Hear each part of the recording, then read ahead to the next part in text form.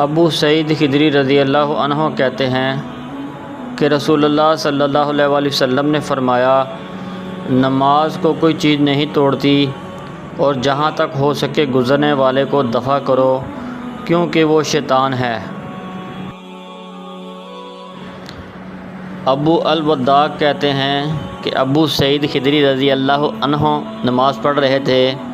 کہ قریش کا ایک نوجوان ان کے سامنے سے گزرنے لگا تو انہوں نے اسے دھکیل دیا، وہ پھر آیا،